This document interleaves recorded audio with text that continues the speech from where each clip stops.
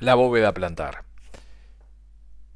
Esto es clave para luego comprender todas las alteraciones morfológicas del pie, de la, entre comillas, postura del pie, pie plano, pie cabo, entre otras alteraciones. Y buscar también, analizar a partir de estas bases anatómicas las posibles soluciones, los ejercicios terapéuticos y por supuesto también en otro ámbito las posibles soluciones quirúrgicas. Pero vamos a detenernos entonces en la anatomía básica. Y en ese sentido tenemos que remitirnos a la bóveda plantar. La bóveda plantar es básicamente una lámina flexible, esta suerte de triángulo que observamos entonces trazada allí sobre el pie. En definitiva, vemos que tiene tres bordes, que son arcos. Entonces la bóveda plantar es como una loneta o como una carpa, el techo de una carpa, que está sostenido por tres arcos. Vamos a comenzar a señalar entonces el arco longitudinal interno. También existe el arco longitudinal externo y su nombre es porque corren a lo largo del pie. Finalmente el arco transverso o arco anterior de la bóveda plantar. Ahí armamos entonces una base que es la bóveda plantar con sus tres arcos. Ahora bien, estos tres arcos en definitiva se apoyan en tres puntos. Nos quedan tres puntos de apoyo. Por eso, la bóveda plantar normalmente tiene entonces la configuración de un trípode. Veamos cuáles son estos tres puntos de apoyo. Existe un punto de apoyo posterior y un punto de apoyo anterior interno y otro punto de apoyo anterior y externo. El punto de apoyo posterior corresponde a las tuberosidades posteriores del calcáneo, el hueso del talón. Y ahora nos vamos a los puntos de apoyo anteriores. El punto de apoyo antero interno corresponde a la cabeza del primer metatarsiano. Recordemos que el primer metatarsiano es el que está del lado interno. Y como hueso largo que es, el metatarsiano tiene una diáfisis y dos extremos, dos epífisis. La base, más próxima al tobillo, y la cabeza que se articula con la primera falange. Por tanto, el punto de apoyo antero interno es entonces la cabeza del primer metatarsiano. Finalmente nos resta mencionar que el punto de apoyo antero externo corresponde a la cabeza del quinto metatarsiano. Entonces, por ahora lo que tenemos armada es de la bóveda plantar la configuración general, triangular, curvada, que está sostenida por tres arcos. Un arco longitudinal interno, un arco longitudinal externo y un arco transverso o arco anterior. Además, está claro de que con esta configuración tridimensional existen tres puntos de apoyo. Uno posterior, uno antero interno y otro antero externo. Ahora bien, para mantener la curvatura de los arcos, para mantener la tensión de los arcos, esa disposición tridimensional para mantener entonces la carpa armada, deben existir tensores. Los tensores de la bóveda plantar y de sus arcos son ligamentos y tendones o estructuras musculotendinosas. Esos son los tensores. Los tensores entonces van a mantener las curvaturas, van a ser determinantes de las curvaturas de la bóveda plantar. Por supuesto que al tratarse de estructuras musculotendinosas y ligamentarias, tienen flexibilidad. Nos vamos entonces a describir cada uno de los arcos y sus principales tensores. Arco longitudinal interno. Sabemos que desde el punto de vista esquelético está compuesto por cuáles huesos. Por el calcáneo, por el astrágalo, por el escafoides, por el primer cuneiforme o primera cuña y por el primer metatarsiano. Allí tenemos el arco longitudinal medial o arco longitudinal interno.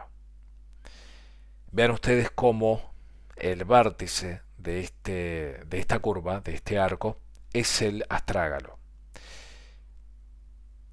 Cómo el calcáneo tiene una orientación claramente hacia adelante y hacia arriba, se proyecta claramente hacia arriba, y esto también es muy importante en la configuración de la bóveda plantar.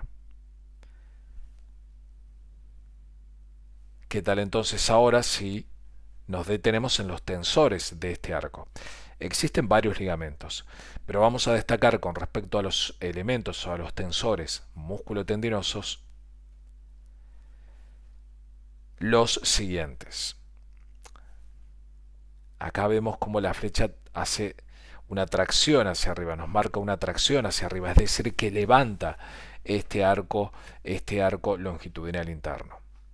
Ese elemento músculo-tendinoso, veamos que tiene una inserción principal en el escafoides, corresponde al tibial posterior. El tibial posterior es protagonista importantísimo en la configuración de la bóveda plantar, y en particular en cómo levanta el arco longitudinal interno. Recordemos brevemente su trayecto. Pasa inmediatamente por detrás, se aplica por detrás del maleolo tibial, maleolo interno. Y el otro tendón, que también pasa muy junto al tibial posterior por detrás del eje bimaleolar, es el correspondiente al flexor propio del primer dedo, del dedo gordo. Este tendón, el del flexor propio del primer dedo, es un tendón muy importante porque veamos cómo pasa por detrás del astrágalo, se encaja en unas tuberosidades posteriores del astrágalo, es decir, que también contribuye con la estabilidad astragalina. Pasa además por debajo de un tubérculo que presenta allí en la cara interna del astrágalo, el denominado sustentaculum tali, es decir, que como pasa por ahí debajo, levanta el astrágalo. Y esto también explica por qué el astrágalo tiene ese trayecto ciertamente dirigido hacia adelante y hacia arriba. Y además, y esto no es menor, atraviesa toda la planta del pie, atraviesa realmente toda la bóveda plantar, por lo cual también es un tensor que contribuye definitivamente en toda la configuración del arco longitudinal interno. Ahora es tiempo de dirigirnos al arco longitudinal externo. Del arco longitudinal externo sigamos el mismo esquema. Primero el esqueleto óseo. ¿Por cuáles huesos está compuesto? Vamos a señalar entonces el calcáneo, el cuboides y el quinto metatarsiano.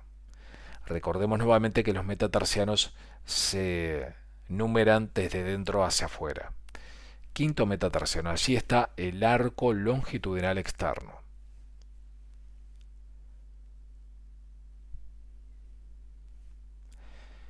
Calcáneo, cuboides y el quinto metatarsiano, arco longitudinal externo. Notoriamente no se levanta tanto como el arco interno. De todas formas es más notorio este arco en su esqueleto, que luego rodeado por todos los tejidos blandos. Esa es una realidad. Sin embargo, sí existe y sí debe tener esta curvatura cóncava hacia abajo. Ahora bien, despejemos el dibujo y nos vamos a detener en los elementos músculo-tendinosos que ofician de verdaderos tensores de este arco longitudinal externo. Este tendón que se inserta allí en la base del quinto metatarsiano es el correspondiente al peroneo lateral corto. Entonces veamos cómo la flecha se dirige hacia arriba porque, al igual que sucedía con los tendones internos, traccionan y levantan este arco. Peroneo lateral corto. Y ahora nos vamos a otro tendón muy próximo al trayecto del peroneo lateral corto, pero que pertenece al peroneo lateral largo. Veamos cómo este tendón, Primero, a nivel del borde externo del esqueleto del pie va a encajarse en una muesca, en un surco que tiene la cara inferior del cuboides. Por tanto, toda vez que tracciona este tendón del esqueleto del pie, va a levantar el cuboides y con esto está elevando el arco longitudinal externo. Notemos además, similar a lo que ocurría con el tendón del flexor propio del primer dedo, que se encaja, que pasa por debajo de una tuberosidad ósea. En este caso, el peroneo lateral largo pasa por debajo de esa tuberosidad ósea. Vamos a marcarla en color rojo, esta tuberosidad ósea, que es en definitiva el tubérculo de los peroneos y que la hallamos en la cara lateral del calcáneo. Entonces, como este tendón se encaja allí, también contribuye, cada vez que es traccionado, a levantar el calcáneo y a levantar con esto el arco longitudinal también externo. De esta forma tenemos dos de los principales tensores del arco externo. Nos resta detenernos en este momento en el arco anterior o arco transverso de la bóveda plantar.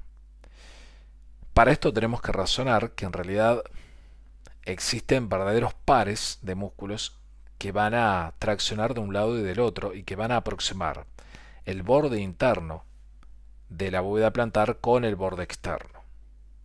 Como resultado de esto obtendremos una concavidad también en sentido longitudinal, es decir, el arco anterior, que pertenece fundamentalmente al sector central de los metatarsianos.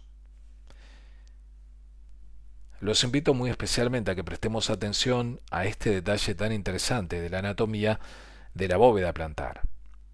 Veamos, ¿cuál tendón es este que observamos que se inserta en el escafoides principalmente, pero que tiene toda una serie como de ramificaciones que le permiten insertarse en varios puntos óseos a nivel de la planta del pie? Es el tibial posterior. En efecto, el tibial posterior también contribuye no solamente a levantar el arco interno, sino además que es muy importante para el arco anterior o transverso, puesto que todo este ramillete que se distribuye en la planta del pie contribuye a acercar el borde externo hacia el borde interno. ¿Y qué hay del otro músculo que de alguna forma participa en este par con el tibial posterior? Es un tendón que transcurre por detrás del maléolo peroneo, que pasa, que encaja en ese surco de la cara inferior del hueso cuboides. Allí estamos señalando ese trayecto, y que finalmente se inserta en la base del primer metatarsiano. Corresponde al peroneo lateral largo. El peroneo lateral largo tiene esta característica singular. Tiene este trayecto diagonal que atraviesa de lado a lado la planta del pie. El peroneo lateral largo entonces también es muy importante, no solamente para el mantenimiento del arco externo, sino además para la configuración del arco anterior. Fíjense ustedes que si viene pasando por detrás del maléolo peroneo, encaja allí en ese surco del cuboides, atraviesa de lado a lado la planta del pie y finalmente se inserta en la base del primer metatarsiano, vemos como al traccionar